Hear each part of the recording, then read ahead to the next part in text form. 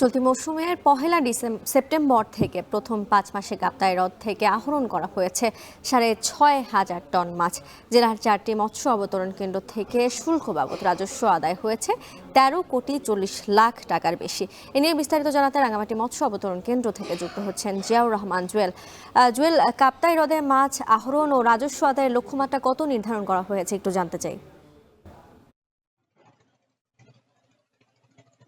বরুণা, আপনি জানেন যে গত মৌসুমে 25শে এপ্রিল থেকে 31শে আগস্ট মধ্যরাত পর্যন্ত কাপ্তাই হ্রদে মাছ শিকার নিষিদ্ধ ছিল, যে কারণে পহেলা সেপ্টেম্বর থেকে যে মাছ আহরণ শুরু হয়েছে তা এখন পর্যন্ত গেল 5 মাসে সেখানে 6,500 মেট্রিক টন মাছ আহরণ হয়েছে, যেখান থেকে শুল্ক বাবদ এখন পর্যন্ত 13,40,00,000 টাকার বেশি রাজস্ব আদায় হয়েছে।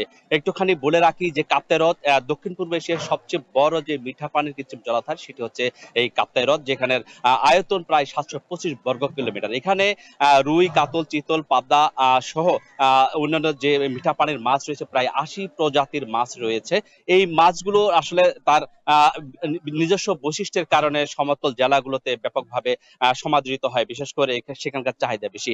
আমরা কথা বলেছিলাম এখানকার যারা কর্তৃপক্ষ রয়েছেন, তারা যেটি বলছেন যে গেল 5 মাসে সেখানে তারা 4টি মৎস্য অবতরণ, বিশেষ করে রাঙ্গামাটি শহর, কাপ্তাই, মহালছড়ি এবং মারিশা, এই 4টি মৎস্য অবতরণ ঘাটে যে মাছ এসেছে সেখানে শুল্কায়ন বাবদ সেখানে 13,40,00,000 টাকার রাজস্ব আয় করেছেন। একটুখানি বলে রাখি, গত অর্থ বছরে সেখানে 7,500 মেট্রিক টন মাছ থেকে 15.5 কোটি টাকা রাজস্ব আয় এসেছিল।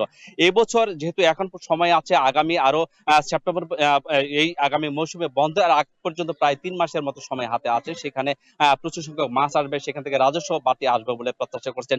কর্তৃপক্ষ যেটি বলছেন যে এই বছর 8,000 মেট্রিক টন মাছ আহরণের তারা প্রত্যাশা করছেন এবং 16.5 কোটি টাকা রাজস্ব আয়ের যে প্রত্যাশা সেটি তাদের রয়েছে, লক্ষ্যমাত্রা রয়েছে। এখন পর্যন্ত যেহেতু 3 মাসের অধিক সময় রয়েছে, সেখানে বলা হচ্ছে যে এইভাবে মাছ আহরণ হতে থাকলে সেটি আসলে তাদের যে প্রত্যাশা 16.5 কোটি টাকার রাজস্ব আয়ের সেই লক্ষ্যমাত্রাকে ছাড়িয়ে যাবে। একটুখানি বলে রাখি যে রাঙ্গামাটি শহর এবং আরো যে 3টি মৎস্য অবতরণ ঘাট রয়েছে, সেখানে ভোরবেলা থেকে মাছ আহরণ হয়ে আসতে থাকে এবং সেখানে শুল্কায়ন শেষ করে পরিমাপ অন্যান্য কাজকর্ম শেষ করে সেটি আসলে দেশের নানা প্রান্তে চলে যায়। এই ছিল রাঙ্গামাটি মৎস্য অবতরণ ঘাট থেকে আমার কাছে সবশেষ। বর্ণনা।